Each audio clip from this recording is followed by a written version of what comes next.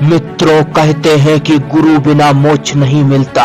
विद्वानों का कहना है कि प्रत्येक व्यक्ति का जीवन गुरु के आशीर्वाद से और उनके मार्गदर्शन से ही आसान होता है।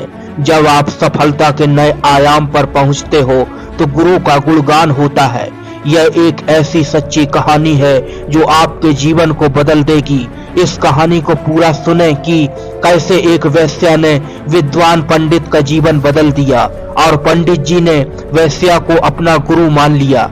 एक पंडित काशी में विद्या अध्ययन के बाद अपने गांव लौटे थे और गांव की गलियों में घूम घूम कर अपने ज्ञान का उपदेश देने लगे। एक दिन गांव की एक स्त्री ने उनसे पूछा कि पंडित जी, पाप का गुरु कौन है? पंडित जी अचंभे में पड़ गए क्योंकि उनके जीवन में अध्यात्म के अलावा कोई गुरु था ही नहीं।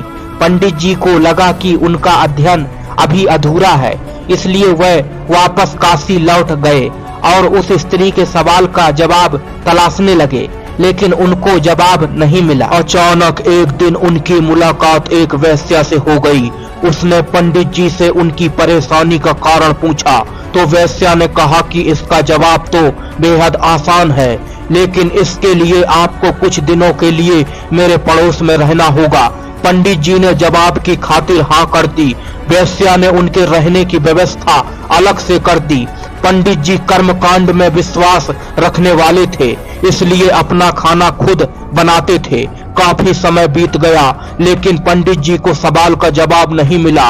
एक दिन वैश्या ने कहा कि पंडित जी, आपको खाना बनाने में बड़ी दिक्कत होती है, इसलिए आपको ऐतराज ना हो तो मैं स्नान कर आपका खाना पका दूं। साथ में मैं आपको भोजन के बाद एक स्वर्ण मुद्रा भी दूंगी।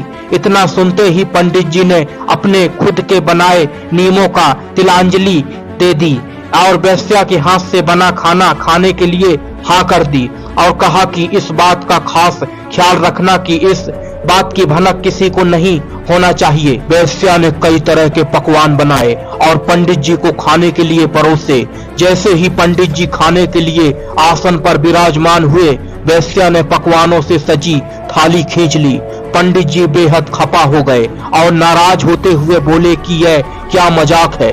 वैश्या ने कहा, यह मजाक नहीं पंडित जी, आपके प्रश्नों का उत्तर है। यहाँ आने से पहले आप किसी के हाथ का पानी भी नहीं पीते थे, लेकिन स्वर्ण मुद्राओं के लोभ में आकर आपने मेरे हाथ का बना खाना खाना भी मंजूर कर लिया।